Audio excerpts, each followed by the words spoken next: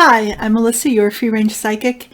Today I'm going to do a reading on Roger Stone, who is a political consultant, and he really seems to live his life like he's in one of the superhero movies as the villain. So I named this video Roger Stone the Joker. Because he's got, I think he's really like happy to be that person. He lives for that. And one of the pictures at the beginning of the video is a tattoo. He's showing a tattoo of Richard Nixon on his back. That's his hero. And I think he's just so excited to, in part, I think he's terrified also, but, he gets to, I think maybe he thinks he's going to turn the story around, like this time, not Nixon, but Trump is going to be victorious, trying to kind of recreate the ending. That's what I think is in his imagination. So when I do these readings, I ask my guides to show me the cards, and then I pick them out of the deck, and then I tell you what they tell me about them. I use the Ciro Marchetti Gilded Tarot, or I'm using that for this today's reading, and I'll do a simple Celtic cross, and there's an oracle card for us at the end. Subject card, the Fool. This is Roger Stone, and when I asked my guides why they told me about this card, or why they had me pick out this card, they said this is his ego, and this is Roger Stone. His ego is so overinflated that it makes him feel he's invincible, so he does foolish things and he thinks he can get away with it, when really he's going to end up with severe consequences. In the traditional tarot, there's the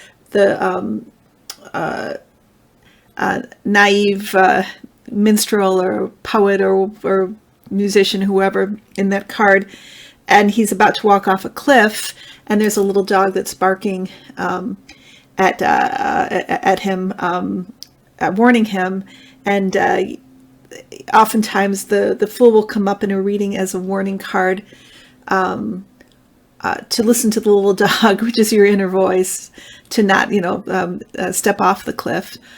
Sometimes it has another meaning, which is, it is the beginning and the end of the tarot, the Fool's journey.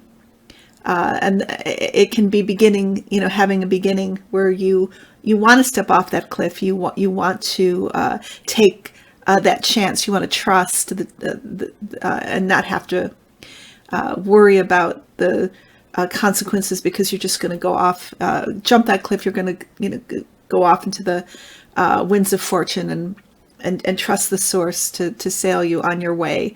But in this case, this is Roger Stone, probably hearing the dog barking or hearing the warnings. He doesn't care, because he's, above all that. He's got some kind of superhero villain ability to withstand that all, and he is going to beat everybody at their own game.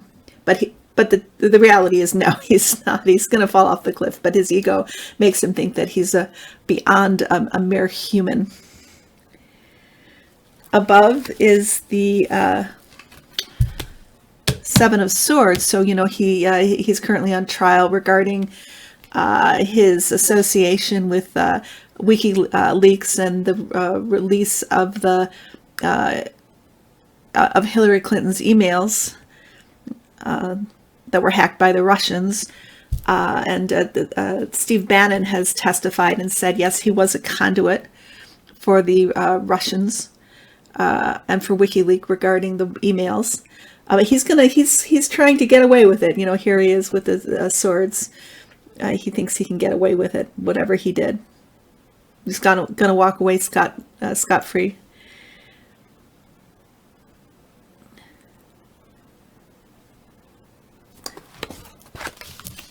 In the near past, This is Three of Pentacles. So my guide said that this is making deals in the recent past. You know, he's the wheeler and dealer. He's the one who is going to be behind the scenes doing backdoor deals with WikiLeaks, with the Russians, with the Mercers, Cambridge Analytica, with you know, the Russian oligarchs, with even, my guide said, even with Saudi Arabia. He's the backdoor deal man, or the backstreet deal man. This is him. Behind the scenes. Underneath, what motivates him? This is, oh, I'm going to just peek at my notes here. My guide said, this is doing the devil's work. This is a dark entity energy. This is Trump, this is Putin, and what's driving all of them and Roger Stone is to create chaos and confusion and misery and destruction, and deriving their power, their fame and fortune from the devastation and destruction and also exploitation of others. Other servitude is helping them in their ability to have dominance and power, and that's all they're interested in. They don't care about the earth. They don't care about life. They don't care about anything that really is human or important. They're just here doing the devil's work, getting what they want at the expense of others, and enjoying the suffering of others. It's also the card of the narcissist, the sociopath, the psychopath. And yeah, Roger Stone often looks kind of psychopathic to me. What's going on in that head of his. So in the near future, this is the Nine of Wands. This is him on trial and getting very defensive. He has to hunker down because these charges are serious. And oh yeah, that's one of the things my guides was saying about Roger Stone was that he's slippery. He's such a narcissist that he thinks he can, as I said before, he can kind of get away with everything. He can kind of slip out of it. But he's not able to slip out of it. He has to deal with the charges against him, and so that's what's coming up for him as the charges get more and more serious in his trial. The clarifying card is death. This isn't the death of Roger Stone, I don't think, not the physical death. But my guide said this is the death of Roger Stone being able to be Roger Stone, to be this wheeler and dealer, getting away with things, making those, being that conduit that Bannon has said that he is, doing the president's dirty work. This is the death of his ability to do that, because he's no longer able to keep up that illusion or that smoke and mirrors. It's not illusion, but, well, I guess smoke and mirrors is an illusion. Yeah, smoke and mirrors.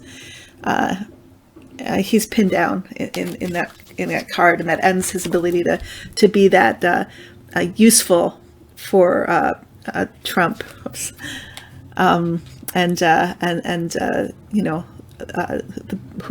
The people that Trump served, I should say, because Trump really is an employee of Putin and the oligarchs and the Saudis and whoever else who's been lending him money and that kind of thing. Okay, so clarifying card, Judgment. So Judgment comes down onto Roger Stone. He's not going to get away with it. His sins are or crimes are made public, and there is judgment bestowed. I asked, will he go to jail? And it's possible. It's possible that he will go to jail, but he'll pay a heavy price for what he's done. And I think there's more to come regarding charges against him.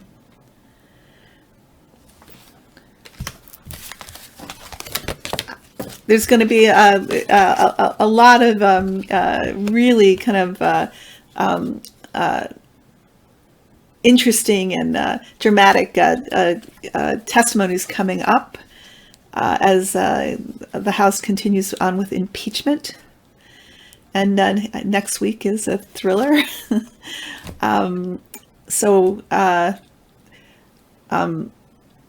We will we'll all be I don't know if I'll be able to watch on Wednesday, but I'm going to do the best. I'll DVR it, I guess. I do have an oracle card for us. I hope everybody's okay. I know we're in a kind of a better place with the impeachment, but Trump's still president and we're still having to deal with it. So hope everybody's hanging in there. This is a card from the Queen of the Moon Oracle that my guides chose for us, by Stacey DeMarco. Surrender. Surrendering doesn't mean giving up. Let go of what you no longer need. Stop being so stubborn about holding on to aspects and behaviors that don't align with who you are now. Stop struggling. I let go. I surrender my struggle. I allow the universe to work through me. It took me a long time to realize that surrendering was a positive thing. Now don't get me wrong. I don't mean the giving up kind of surrender. I mean the, okay, it's time for me to hand this over to the universe type of surrender. For those of us who are highly independent, used to doing things quite ably on our own, admitting that we need assistance or that we might indeed have to let go of something for our betterment can be challenging. Letting go and surrendering admits or exposes a vulnerability. To surrender, we may need to show our underbelly. We may need to admit we got it wrong, made a mistake, grew a bad habit, surrounded ourselves with people that are not good for us. It can make us feel raw in the realization. Remember, this moon phase is dark and beautiful. It casts a protective shadow that allows us to be as wide open as we need to be, exposed to only the universe and the divine and ourselves. We reveal safely, and then the light returns. So what this means to me is it's akin to the and there's another card, resistance. When we're facing difficult challenges, difficult times, it's so often that we want to resist against those things. We want to say, why me? Why is this happening? This shouldn't be happening. This should be different. But a lot of times the universe is requiring us to come into acceptance and surrender, because these things are no longer aligning with us. We need to allow ourselves to shift and change and to loosen our grip on what is familiar, so that something better can come in, something different, something new that is more in alignment with our path, with our journey.